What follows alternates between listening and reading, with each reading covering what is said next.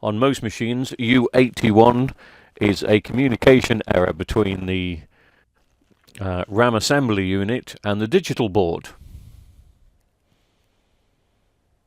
And most of the times it's just pad caps. Sometimes there is a little IC. I don't think it's the IC on this model. I think we're going to find we've got 2 or 3 bad caps on this, which hopefully will get it up and running. Well, I hope to get it sorted anyway, or at least get it to switch on. Whether I can stop it going into the U81, I don't know. But at the moment it's still stuck on the please wait, as you can see. So, ooh, I thought it was going to do something then. The please wait is the system giving itself a bit of a checkup to make sure that everything's working correctly. Sometimes it checks the hard drive. There's not a hard drive in this. Then it checks the RAM. It always checks the RAM unit first. And if it can't communicate with the RAM unit, it will either stick in the please wait, or if it does communicate to the RAM unit but can't connect to the digital board through the RAM unit, then it will go into the U81. And I powered this one up yesterday, and after a few minutes I noticed it went into the U81. Doesn't seem to be doing it here, but let's just give it a bit more time and see what happens. I can play some music. I'll stick some music on. Let's just see. Bear with me on this. There's no rush here. You're not going anywhere. Let's face it, you're so bored, you're sitting down watching YouTube videos, you can wait an extra couple of minutes.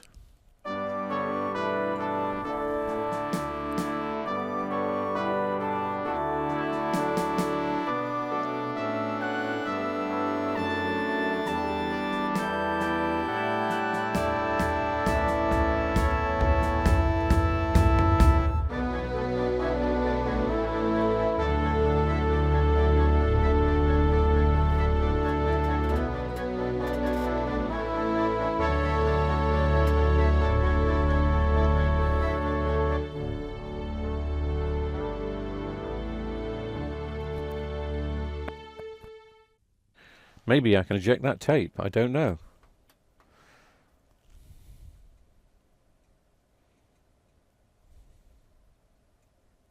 No. Can I open a DVD? No. I really do want to get this going. I want to use this unit. And we got there eventually. U81. Couldn't communicate. So, we're going to take the top off it and have a look. If we are going to replace caps on this, you've probably noticed with other videos that I've done, we do it properly. We dismantle the unit the way you're supposed to dismantle it. There are some people that do repair videos that believe it's okay just to, well, it is okay just to chop the legs off caps and solder them off and not bother taking the circuit board out. But I prefer to sit down with a cup of tea and dismantle it pretty slowly. This is not going to be a quick video, by the way. As you probably realise, we're about 8 minutes into this already. I would imagine it's going to take us a good hour. And I'm doing this because this is such a common fault on such a common DVD recorder. Now remember, this is the 47V, EZ47V. There's a 48 and a 49. I can't swear, as identical as they are, that they have the same board set up inside. They may do. I can't be positive about that, but it's going to be pretty darn similar. I may have done videos on the 48 and 49s in the past, can't remember. So anyway, let's start the process of putting the kettle on and slowly dismantling this. And if you've got the same video and the same problem, then get your screwdriver out, mate. Mrs.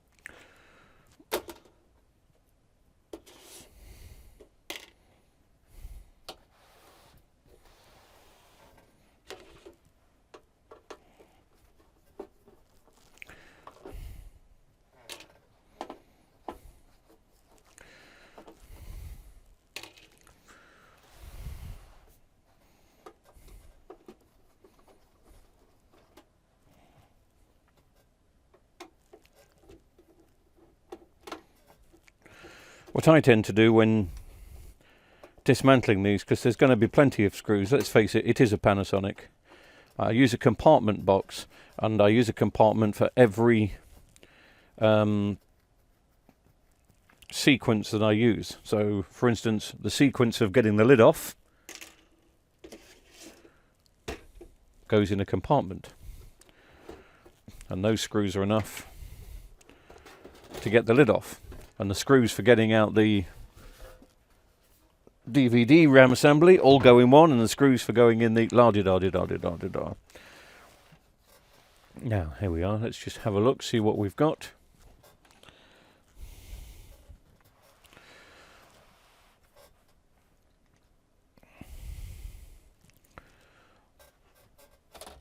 Rather disappointingly, I'll do it this way.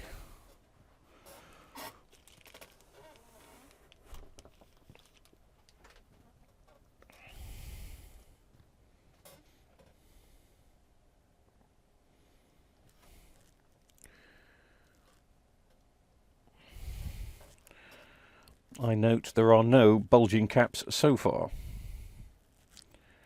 but from my memory the problems are usually under this drive here, so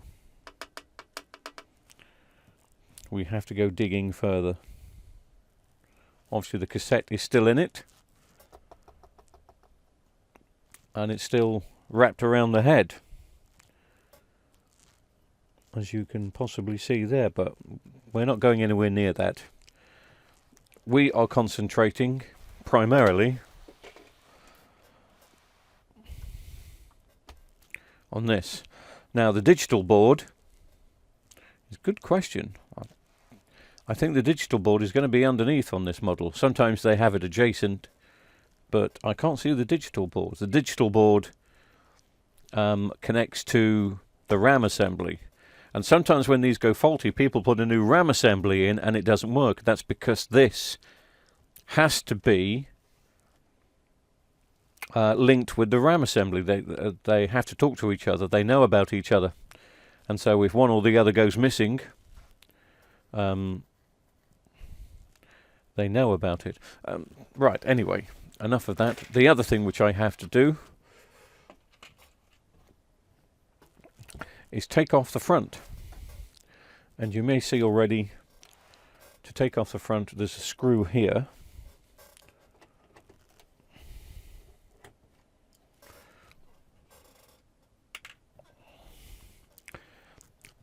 And that's about it with the screws.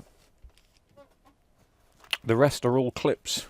Clip on each side, so clip there, look, which comes forward. And there'll be a clip this side,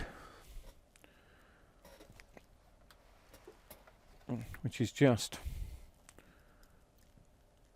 there, if you can see, yeah. And you just bend that forward, and then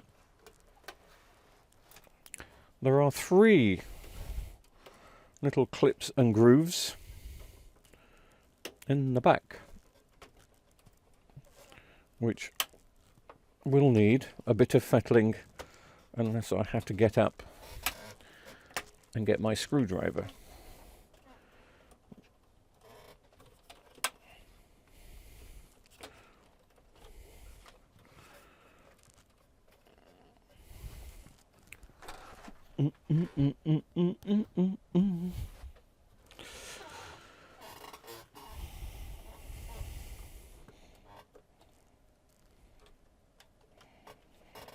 There we go.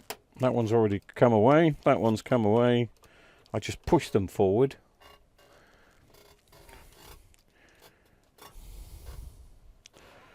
So there's one there, well, there's 4 actually, and 1 here. And you just push them forward, and that one. And then hopefully now, unclip that front. There are some clips. And it comes away.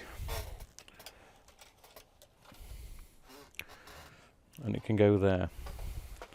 So the front is now off. That's the first bit. The next bit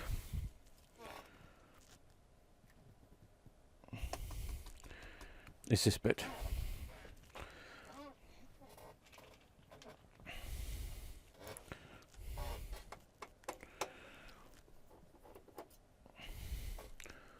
Not great many screws for this bit.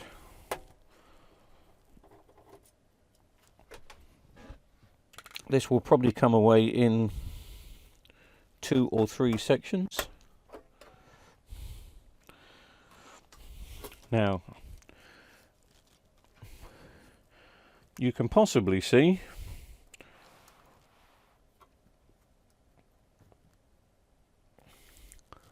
that it's... I'll do it on this camera here.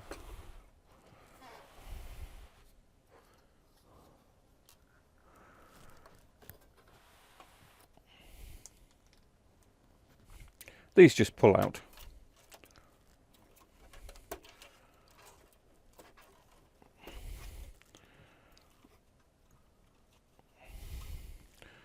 And again, I'm going to put that there. Right. And this is the digital board. Now I can already see one blown cap just by removing that. We probably could have seen it before anyway. But if you have a look just there,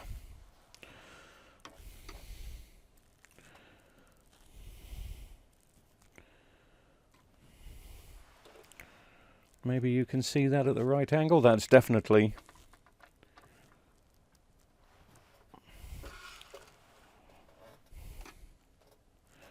that one there is definitely blown. Not blown, but it's not looking healthy, and I suspect we'll have more underneath. While I'm here, we can pull this out.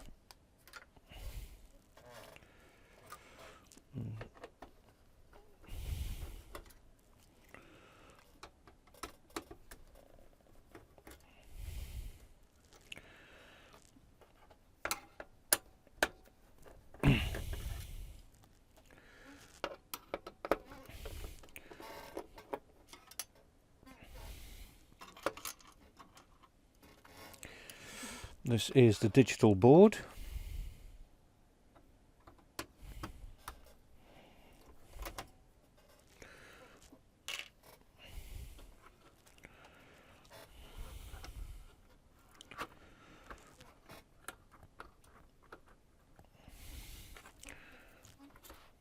One more screw here.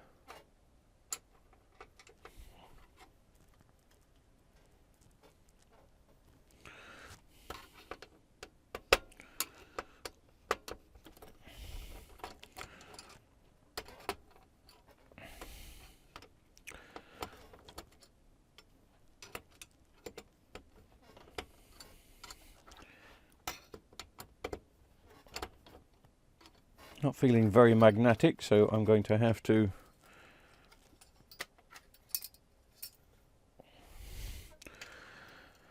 that goes in there.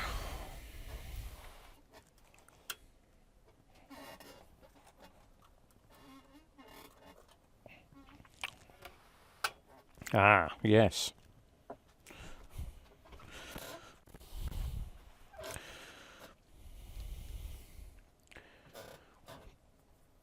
That's the one we saw originally. That's definitely gone. There's a tiny one next to it, which I would say is popping up a bit. So 1, 2, 3, 4, 5. 5 caps on this. But we haven't finished dismantling yet. There are more screws to be taken out, so we can get the main board out.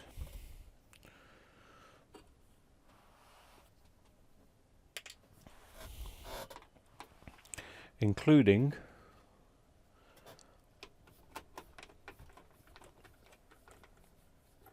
screws on the back here. Don't have to take these two out. These are connected to the fan. The fan's not coming with us. The HDMI board probably is coming with us. So HDMI screw is quite tiny compared to the rest. I'm still going to put it in the same compartment.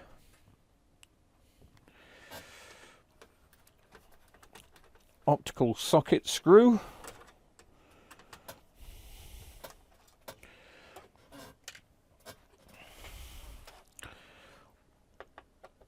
Another screw at the bottom here.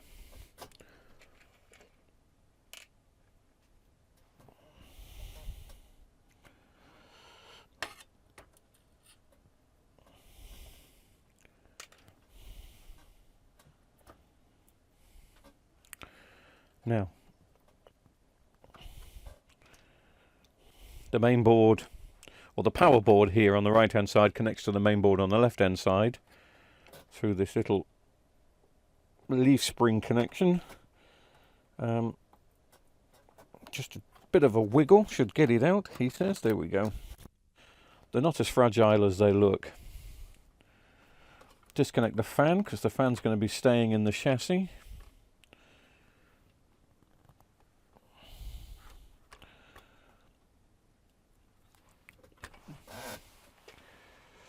It looks like I may have to take one more screw out just here.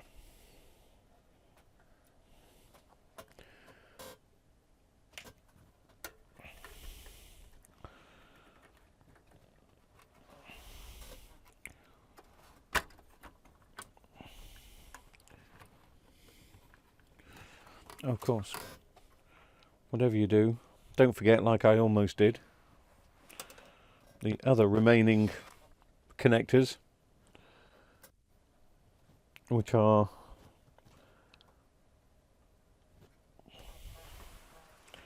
there, there, and there.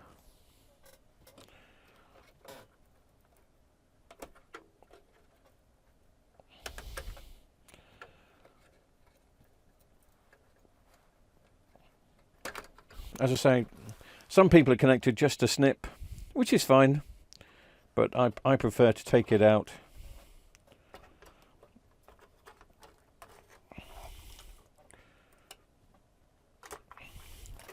Then I can put the unit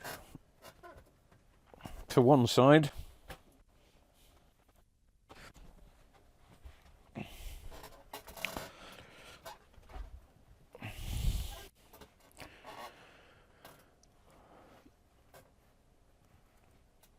And there, if you look,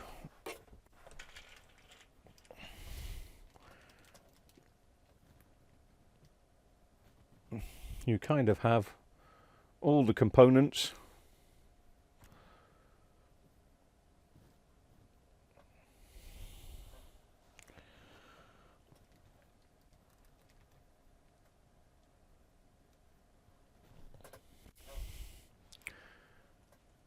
From dismantling.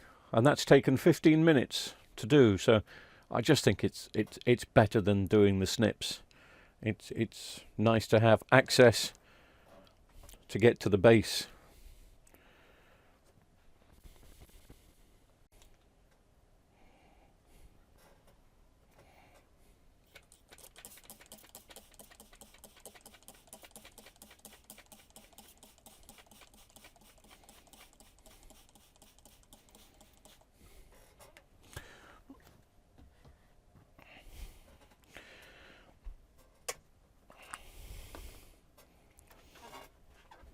The basics we are going to need: some soldering iron flux, and a wet sponge from time to time, and of course loads of caps. Which order we're going to do them in? Well, I suppose in the order that we saw them, which is that one, that one, that one, that one, this tiny little one here. There is a chance I'm not going to have exactly the same values, but my motto is, as long as you don't go under voltage, you're pretty safe. Under voltage slightly is okay if you're just doing it to test that it's going to work and you've got proper caps on the way, but Always try and go over voltage if you can. The one thing I didn't take off was this HDMI board, so I'm going to unplug it now and add it to our list of parts. So I need to get some cameras out of the way to give me a bit of space, obviously.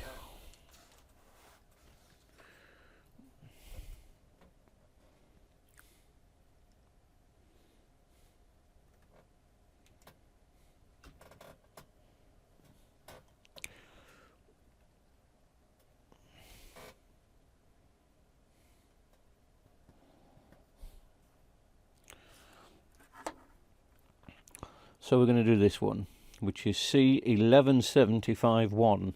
What a long number for a cap.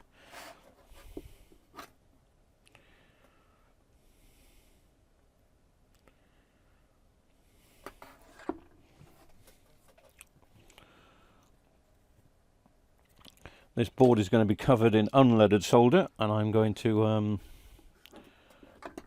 put some leaded solder on. I need to switch the soldering iron on first.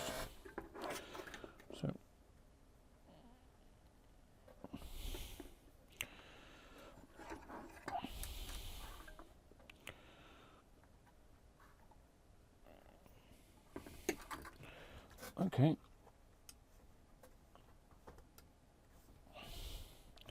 I'm getting no soldering iron.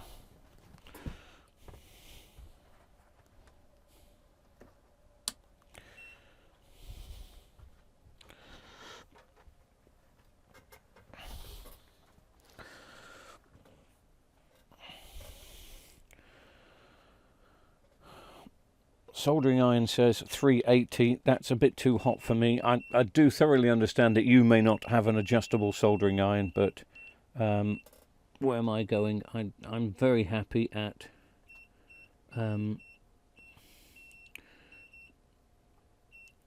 300 for this.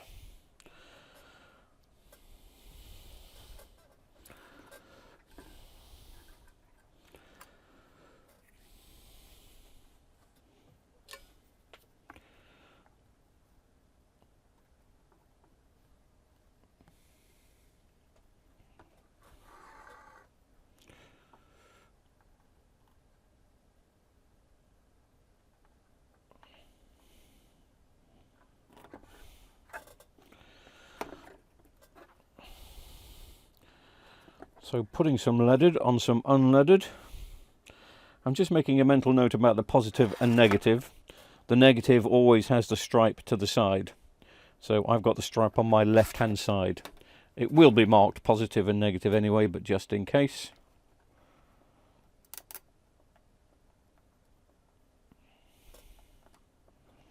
There we go. That's the first bad cap out.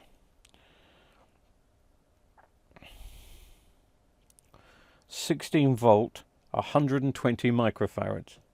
Oh, not sure if I'm going to have one of those in exactly.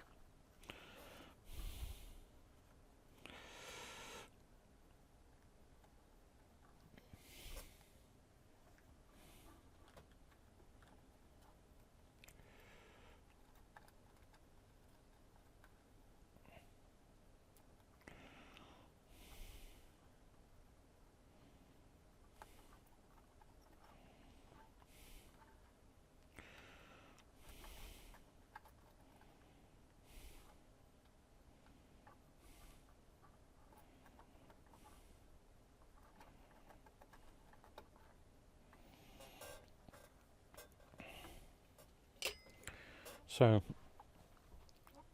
this is where I go looking for my handbag of caps.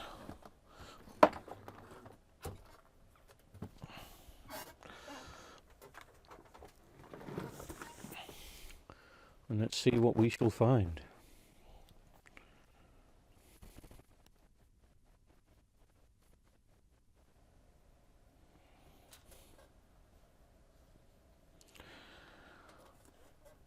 And we found the first cap, and we've been lucky enough to get it precise, so There's where it's going to go, 16 volts at 120. Let's just turn the board over, and you will notice that the polarity is marked.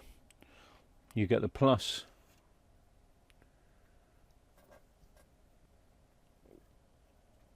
and the minus, and you also get the added stripe, which should correspond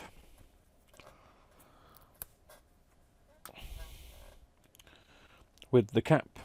So here is our first cap. It's a lot smaller, but you would expect newer ones to be. The other thing to know, and I'm probably preaching to the converted, so do excuse me, but if you haven't handled capacitors before, the positive is always a longer leg. Always. Well, probably not always, but in the electrolytic field. So that's held in nicely.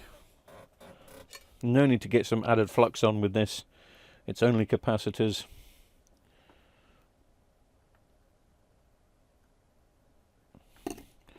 Just as I wanted to hold it in straight. Right, I'll mark that down, and I'll mark that down if you're going to be awkward. Up to you.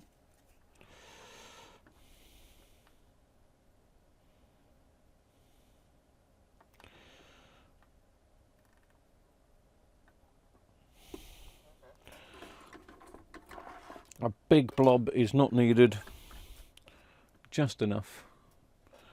And then with the snips we'll take that off.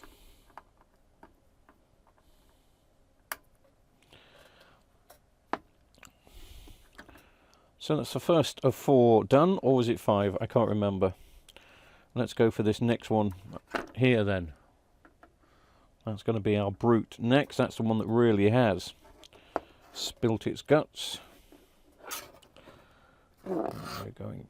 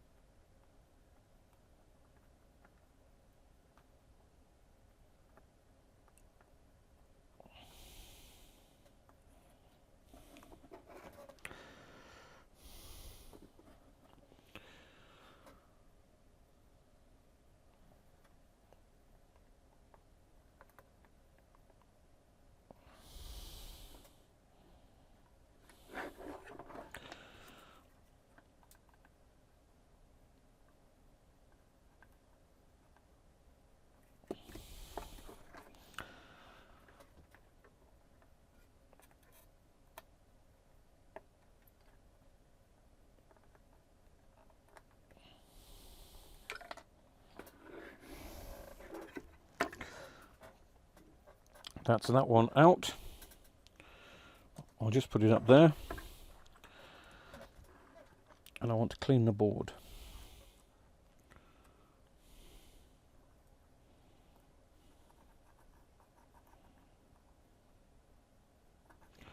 I may have to turn the iron up a bit. I think I was being a bit of a wimp not having it. Okay. I'm going to go up to 330.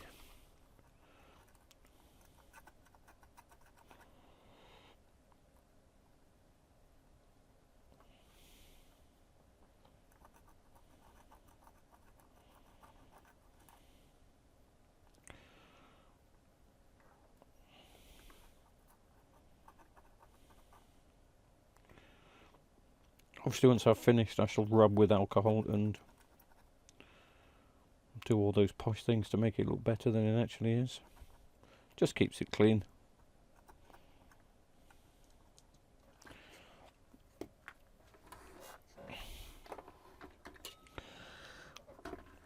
What value do we have to go looking for now?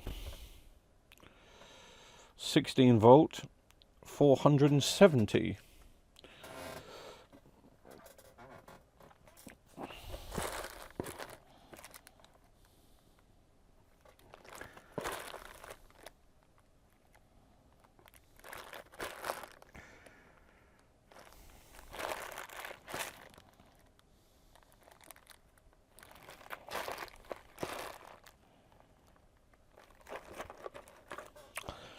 We have a 470, but it's a 25 volt.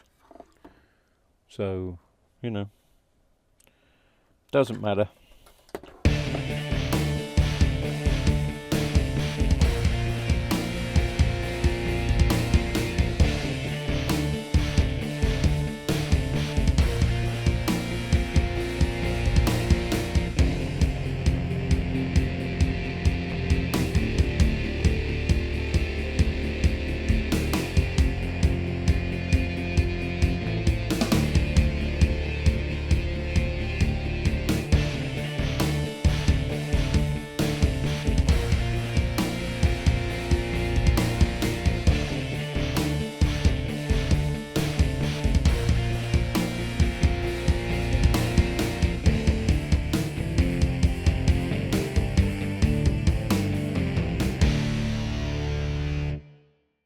Mentioned earlier that I do suspect a chip sometimes on these, and the chip I suspect is this one here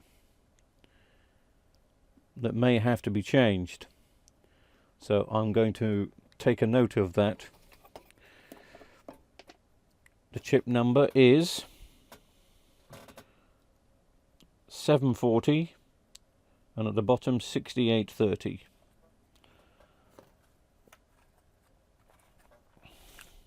Just in case the caps alone don't do it. Right, so that's that one. We've got to do this one now.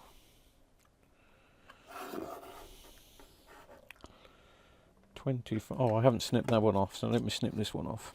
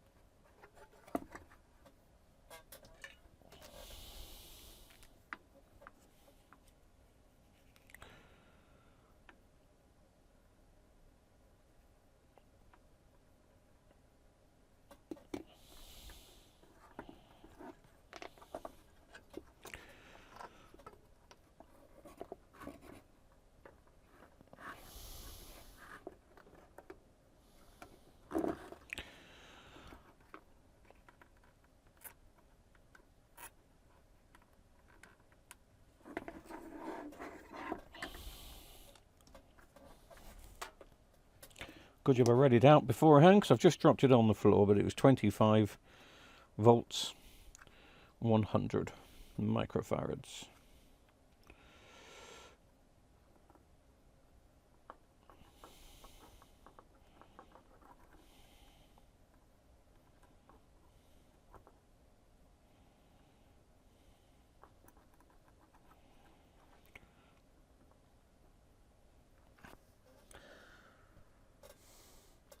I couldn't find a 100 at 25, but I found a 100 at 50 volts.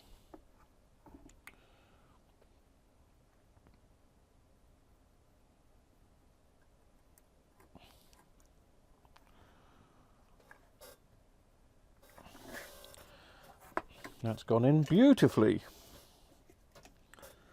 Oops.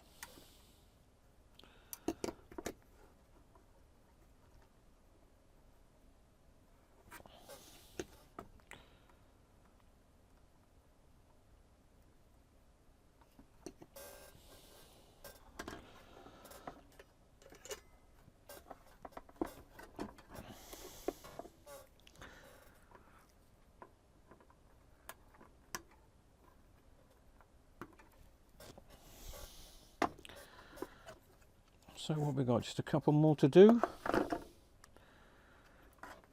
Big fella here. It's going to be that one and that one.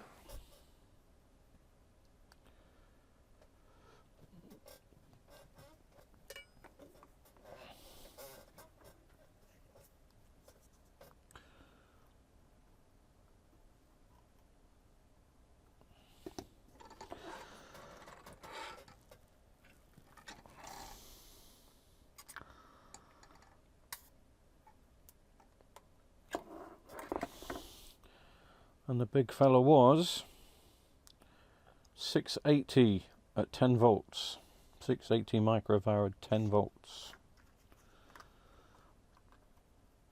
That's what I kind of call a Panasonic specialist cap. And I would have ordered some of those in the past, so if you're doing this at home, you're obviously going to do this in stages. You're going to find out what caps you need. Oops, I'm talking and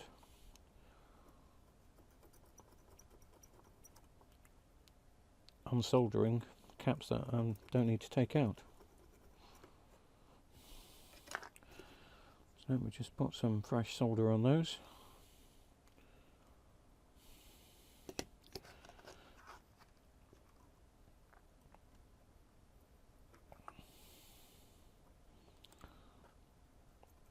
So even though it's probably going to take me an hour to do, at a slow, steady pace,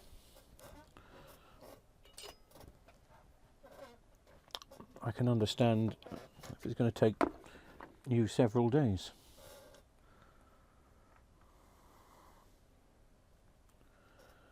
That's a 163, but I did find a 100 at 50. I did.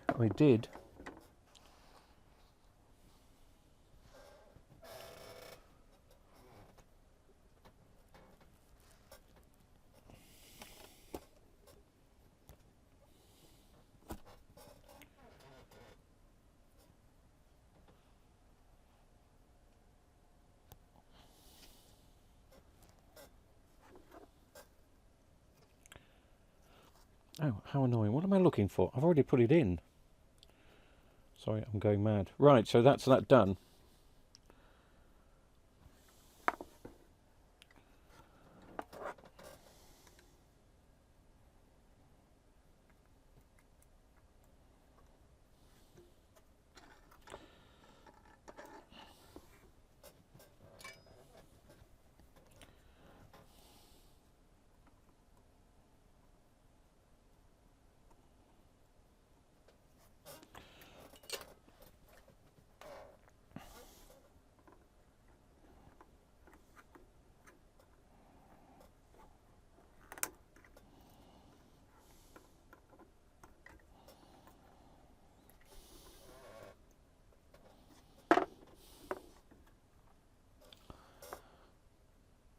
Amazing, the board has stayed nice and clean. I mean, I will give it a clean with flux later. And there's one here. Was that the one I was looking at? This one here. It's just looking like it's started to...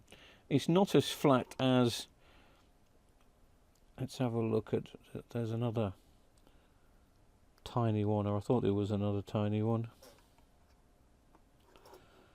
That's 10 at 47.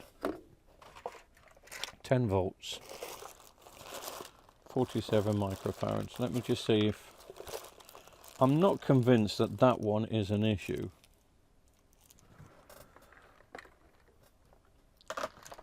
But I'm going to go looking.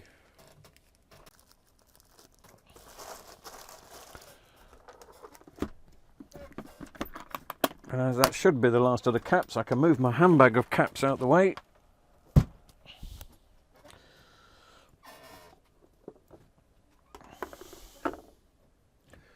And do the final one.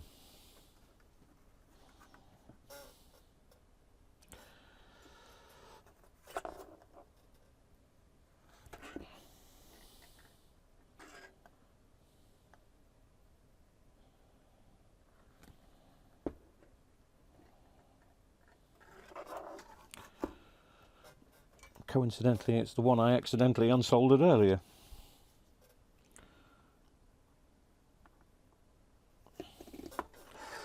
It knew it was coming out, it knew it.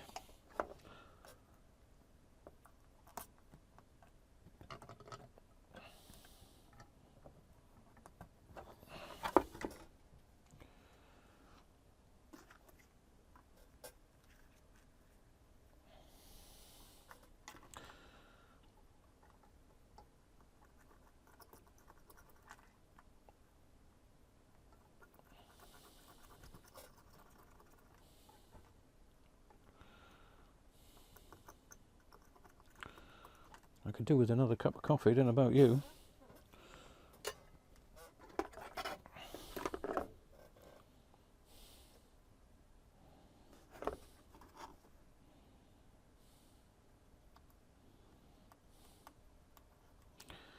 Polarity the right way round, slightly different shape. Don't panic that, by the way. So if you are buying replacement capacitors to do this, and you find that the short fat one you've taken out is now a long thin one, as long as it's not going to intrude with anything else on the board when it comes to reassembly, you're going to be fine.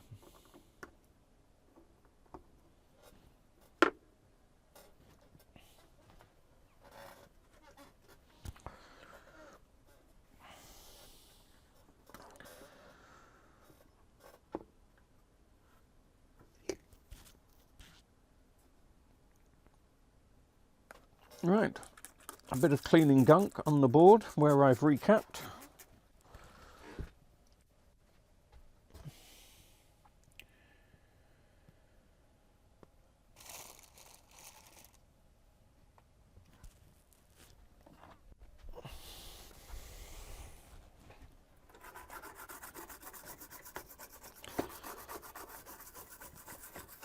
But there wasn't much excess flux anyway.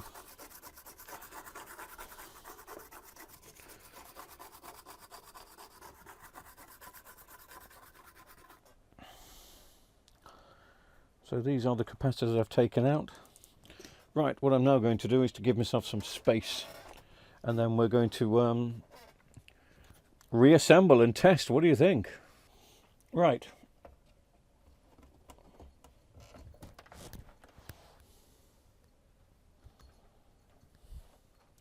Apart from a few screws on top, or a few screws to get the top in, and I've got a Only Fools and Horses disc to test it on.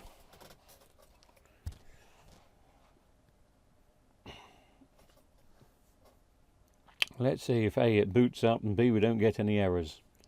I have stuck a HDMI cable in the back for that screen, which I think is on. I think is on.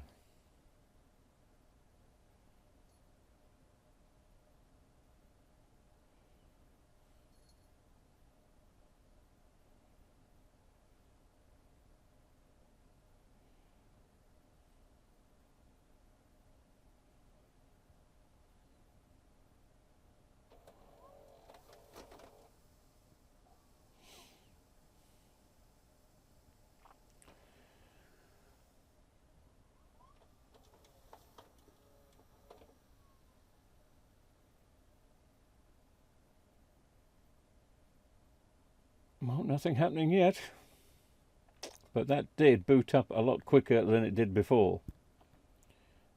Quite a bit quicker. Still not as quick as they should be.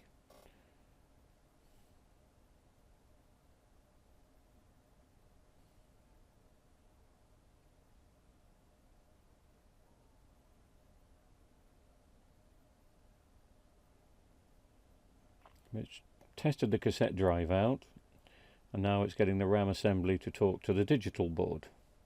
And this is where we had the issue before.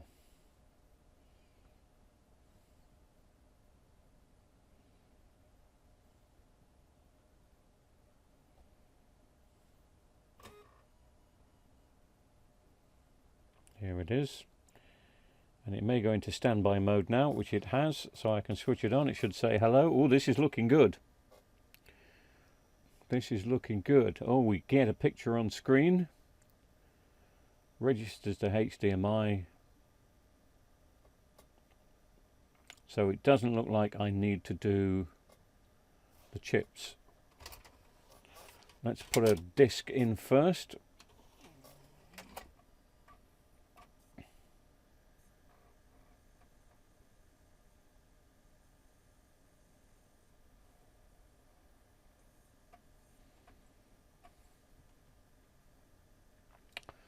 Yes, I think it's read the disc.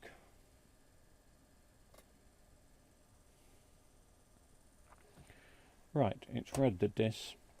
So hopefully I can stop that. Oh, you can't stop, not while it's doing this. Okay, hang on.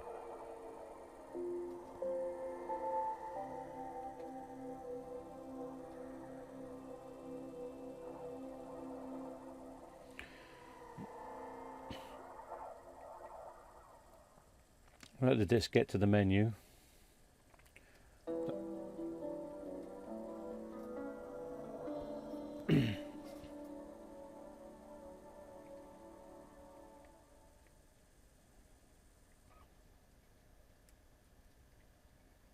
Right.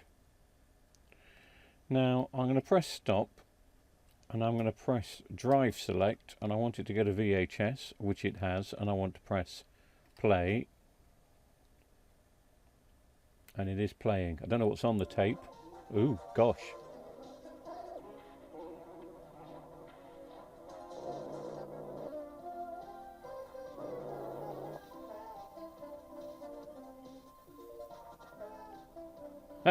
good old cassette quality.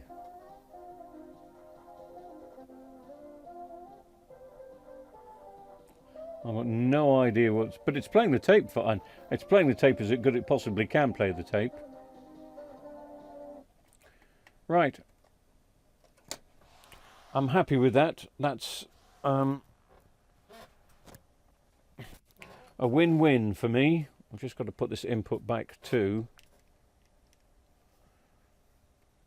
HDMI 1 so I can see what I'm filming and what I'm doing. You probably didn't see much of that, but it did kick in and it did play.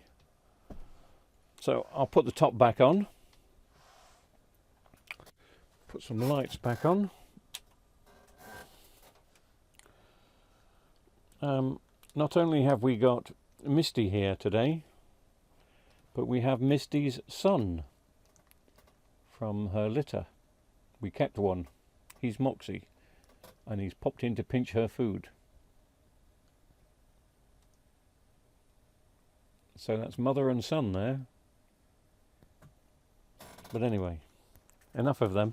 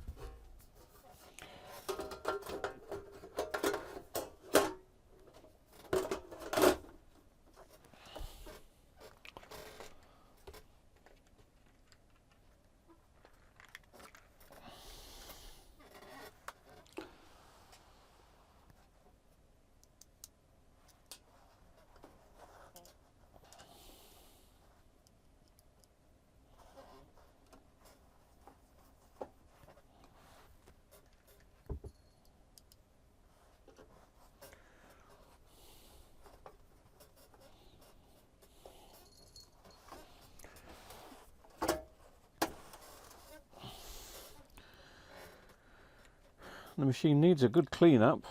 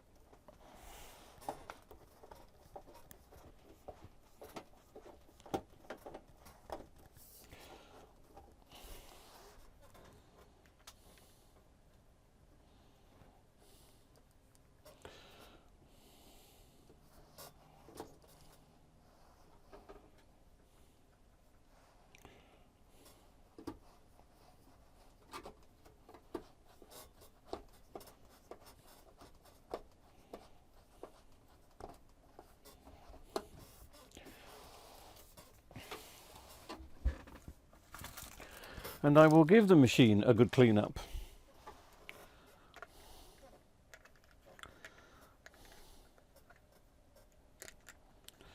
There's 2 screws left in my pot.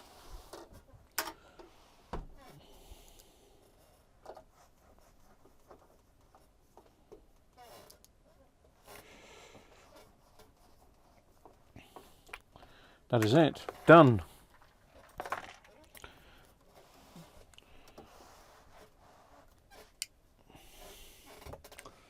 So it's a lengthy process. Expect a bit of fidgeting and fettling towards the end, just to make sure you've got the cassette and everything sorted. But it is sorted, and I can now go and have a cup of tea. Thank you for watching.